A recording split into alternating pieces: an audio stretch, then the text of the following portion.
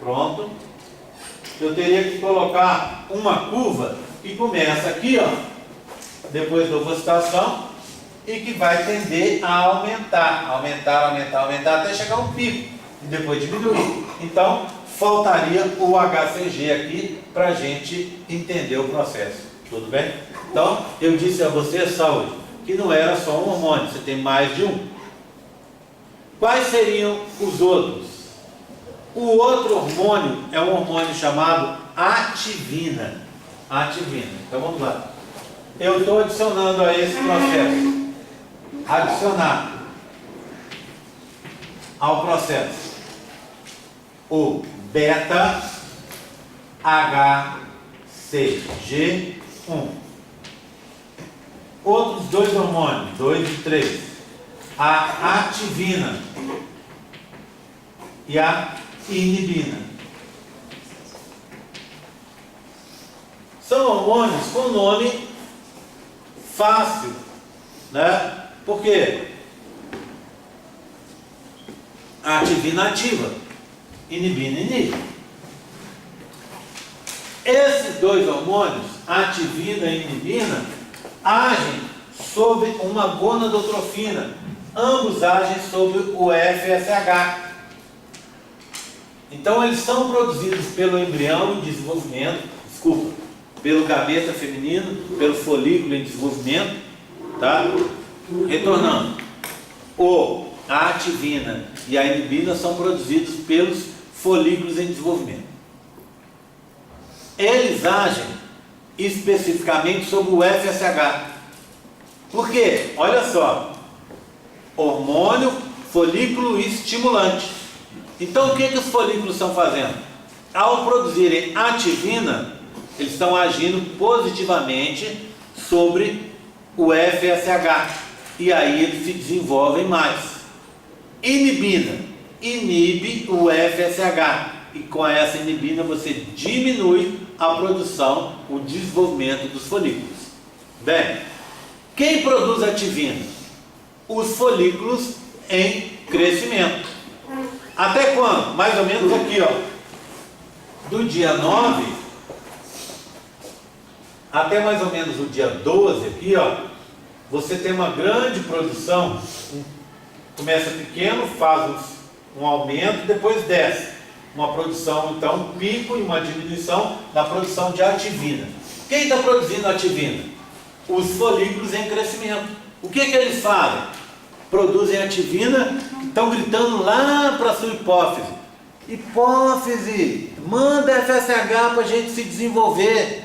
Tá certo? Então, do dia 9 até mais ou menos o dia 11, dia 12, você tem grande produção de ativina pelos folículos que estão em crescimento. Tranquilo? Aí o que aconteceu? Um deles só que vai sobreviver. Então do dia 12 mais ou menos para frente, dia 11, dia 12 para cá, começa a produção de inibina. Quem vai produzir inibina? O folículo terciário, aquele folículo de Graff que vai ovocitar. É o folículo que vai ganhar, é o vencedor dessa batalha, tá? Esse folículo, ele vai produzir inibina. E o que ele faz com essa inibina? Ele vai jogar inibina e vai falar assim, ó: hipófise, diminui a produção de FSH. Quando a hipófise diminui a produção de FSH, o que ela faz? Os outros folículos que estão competindo com ele deixam de ter FSH para se desenvolver. Tá certo? E aí, como eles não têm FSH, eles vão morrer. E só aquele folículo que está com grande, que liberou a inibina, que vai sobreviver. Você deve estar pensando, tudo bem, eu entendo, mas por que esse folículo que vai virar o folículo de Graff, por que ele faz isso? Ele está se prejudicando, concorda comigo? Quando ele produz inibina para bloquear a produção de FSH, ele também não vai ter menos FSH para ele se desenvolver? É verdade. Só que esse folículo, que é o folículo maduro, ele é o folículo que vai virar o folículo maduro, né? tem uma característica diferente dos outros. Ele tem maior nível de receptores para FSH. Então, aquele pouco de FSH que tiver na circulação, ele tem mais chance de pegar que os outros. Então imagina, eu sou um folículo que vou morrer. Eu tenho, vamos chutar uns números aqui, eu tenho 100 receptores para FSH.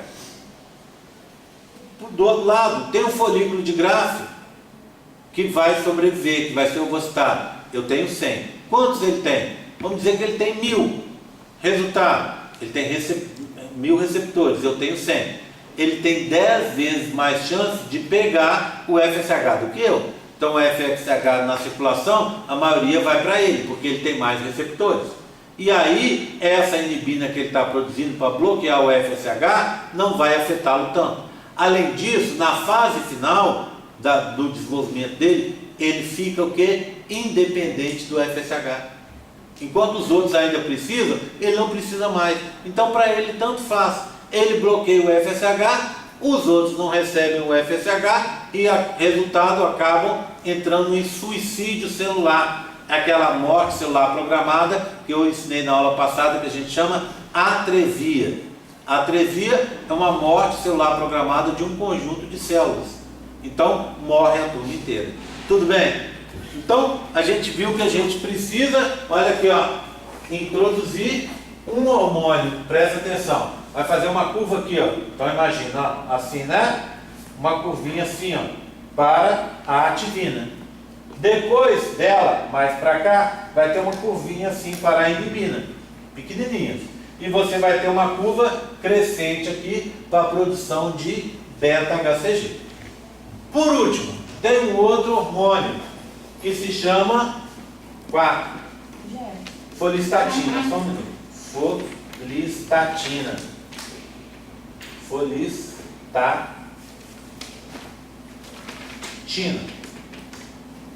Esse hormônio é produzido pela hipófise, tá? Hipófise. Pergunta. A ativina é produzida por quem? Pelo folículo dominante, tá? Bem, o que a hipófise faz? A hipófise não é boba nem nada, né? A hipófise está acostumada a mandar. Você acha que ela vai deixar os ovários ficar controlando o funcionamento dela? Não. Por isso ela faz folistatina. Para que a folistatina?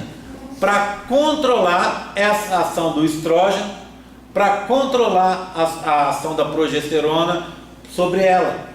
Então a folistatina faz o quê? Faz com que aquela ação do estrógeno e da progesterona, ativando ou bloqueando a hipófise, não seja tão drástica. Então é tipo assim, a hipófise dá uma controlada nessa ativação e inibição, feedback positivo e feedback negativo. Ela dá uma controlada para não zerar totalmente a produção de FSH ou de LH, tá certo? Tudo bem? Então, o último hormônio é a folistatina, produzido pela hipófise. Tranquilo? Tudo bem? O que é que eu preciso? Preciso que vocês saibam descrever isso com as próprias palavras na hora da prova. Entendam como é que funciona o ciclo, quem controla o ciclo e quais são os elementos envolvidos. Para isso, vocês têm a obrigação de saber que além desses 4, 5 hormônios que nós temos aí, você tem mais 4, ou seja, a gente está tratando de 9 hormônios, tá? Oi, pergunta. Ali, ó, o beta-HCG vai crescer junto com a progesterona? Vai crescendo aqui junto com a progesterona. Mas eles têm alguma coisa a ver? Não tem, ué. Porque O beta-HCG mantém o corpo lúteo vivo e o corpo lúteo produz progesterona. Concorda comigo? Tá? Tudo bem, gente? Tranquilo? Mais alguma dúvida? Posso continuar? Então vamos lá. Aqui já passou. Esse aqui, ó, é um slide só para mostrar as curvas, tá? Separadas. E aqui todas juntas, tá vendo? Aqui está todas juntas e aqui estão separadas. Aqui às vezes eu uso para explicar para os alunos aquela história dos picos estarem separados. Olha, estrógeno, LH e depois o FSH, tá vendo? Então eles estão próximos, dentro aí de 36 horas até a ovulação, mas com intervalos de 12 e 12. E aqui é para mostrar a história, também a mesma história, mas com eles separados. Olha aqui, ó. Você tem estrógeno, depois você tem LH e o FSH. E o pico da progesterona depois. Tá? Bem, então agora para a gente estar encerrando essa história, eu quero contar para vocês como é que funciona essa conversa de interconversão dos hormônios.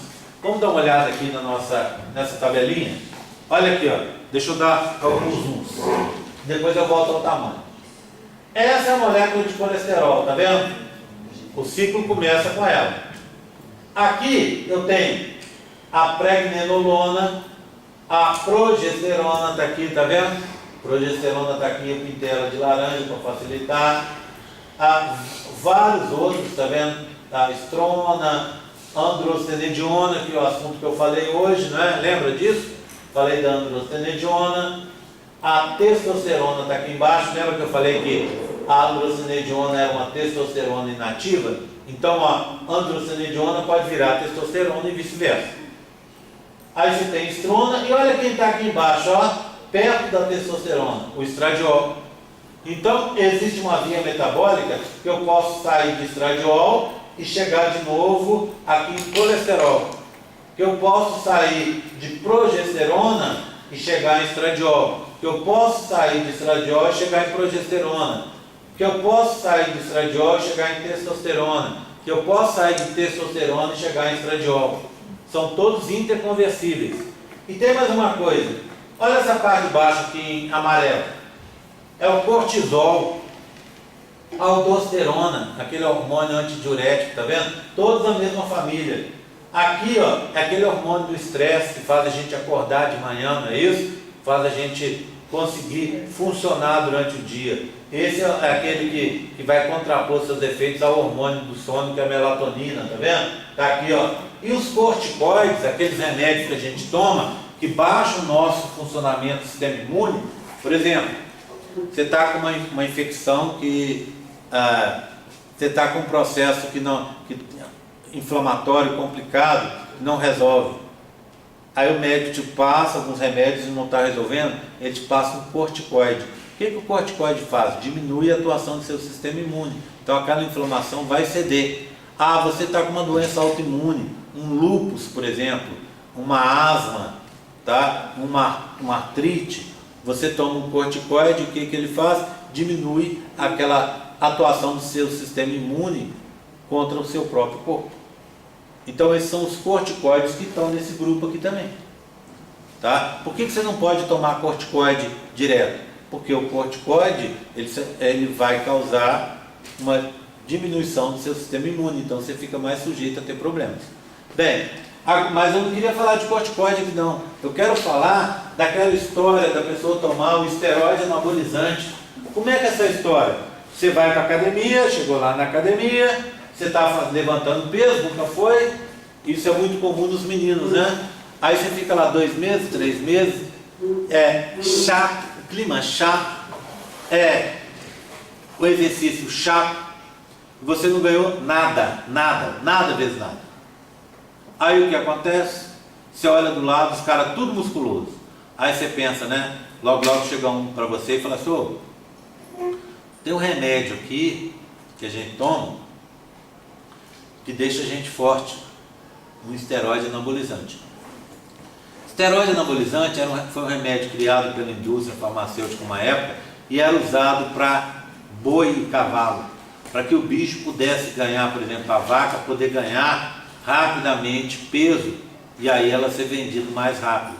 Esse esteroide anabolizante está proibido. Por quê? Porque ele passa pela carne e da carne ele pega nós humanos e ele tem uma série de efeitos colaterais. Então você acaba se injetando com aquele esteroide anabolizante que o pessoal costuma chamar de bomba. E o que a bomba faz? Te deixa, incrivelmente, em 2, 3 meses, você vai ser um daqueles caras fortões. Tá? Mas, engraçado, você não tem força. Você só tem o aspecto externo dos músculos, fortão, porque uma das coisas que ele faz é acúmulo de líquido no músculo edema. Então parece que você está forte, o músculo fica ressaltado, mas você não tem força. Então se você vai fazer um exercício, você não tem força para fazer o exercício de forma equivalente a uma pessoa que tivesse tantos músculos assim. Então, resolveu o seu problema. Mais ou menos. Por quê? Porque esse remédio tem muitos efeitos colaterais e essa figura ajuda a gente a lembrar alguns. Por exemplo, quando você toma em excesso esse hormônio, que é um análogo sintético da testosterona, uma das coisas que ele faz, esse excesso de hormônio, é interconvertido em hormônio feminino. Então o cara que queria hormônio masculino, para ficar com mais másculo, etc., ele começa a ter algumas coisas que são femininas. Por exemplo, a voz começa a afinar. Lembra, a testosterona faz a voz ficar mais grave, mais forte, não é isso? A voz feminina é um pouco mais aguda. Por quê? Por causa de uma característica sexual secundária. O pomo de Adão meio que desaparece, fica mais próximo das meninas. Os músculos muitas vezes acabam diminuindo. Ele cria mamas, ginecomastia, ele acaba criando mamas, tá? É uma característica sexual secundária. Ele acaba criando curvinhas igual as meninas. Então, ele queria característica masculina e acabou tendo um monte de característica feminina. Outra coisa, esse excesso de hormônios que ele está tomando vão poluir o fígado dele, que vai ficar com muita dificuldade para conseguir se livrar dessas substâncias. Então não é incomum que essas pessoas acabam tendo uma hepatite, uma infecção no fígado como resultado do processo. Além disso, como parte desse hormônio vai passar para colesterol, o que acontece? Ele pode ter um entupimento de vasos, ter um ataque cardíaco sem saber, porque mesmo sendo um cara novo. Tá? Bem, agora uma outra coisa, quando se toma esse esteroide anabolizante, o que acontece? Você pode parar a produção endógena de testosterona. Então imagina, o cara tomou o esteroide durante alguns meses.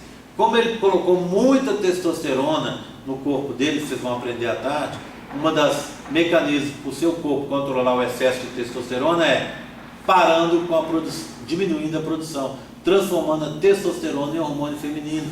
E aí bloqueia a produção, esse hormônio feminino, o estrógeno, lembra da conversão? Ele vai bloquear a produção de testosterona. E ao bloquear a produção de testosterona, o cara não produz mais testosterona. Aí fica extremamente complicado. Sabe o que acontece quando diminui a produção de testosterona? O pênis diminui, os testículos encolhem. Hipogonatismo, que a gente fala, a gônada fica pequenininha.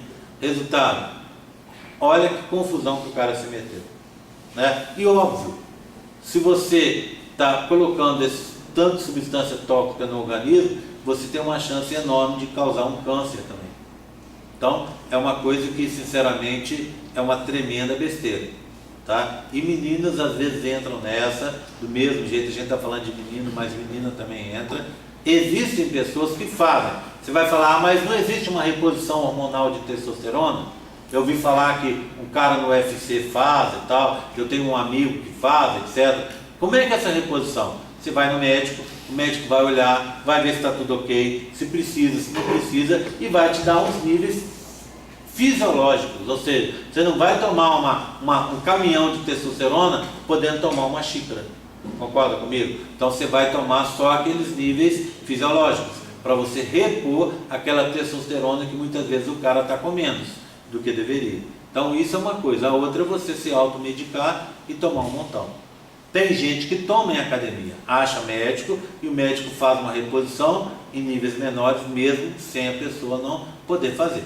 Tá? Corre o risco do mesmo jeito, né? Mas se tem uma supervisão médica, o risco pode ser um pouco menor. Mas não deve ser feito.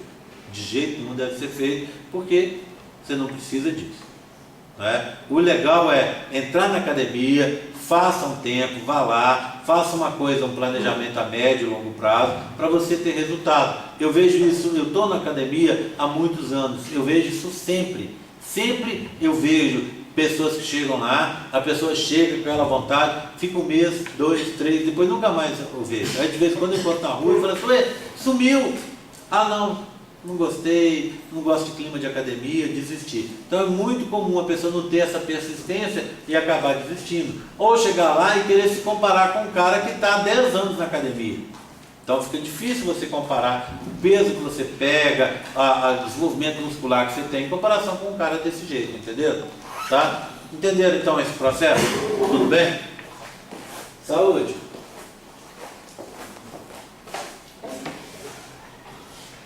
Bem, isso aqui eu vou falar da ovocitação, aqui nós já conversamos, tá? Bem, depois na próxima aula, na aula seguinte, a gente vai fazer uma revisão rápida do processo, tá? Para a gente poder ver se vocês têm alguma dúvida a respeito. Conforme eu disse a vocês, eu vou enfatizar mais uma vez. Esse assunto é muito importante, então tem que gravar esse assunto bem gravado para você não ter problema em relação às provas, tá? Tudo bem? Vai cair na sua prova com certeza. Tá combinado? Dúvidas? Pode desligar, por favor.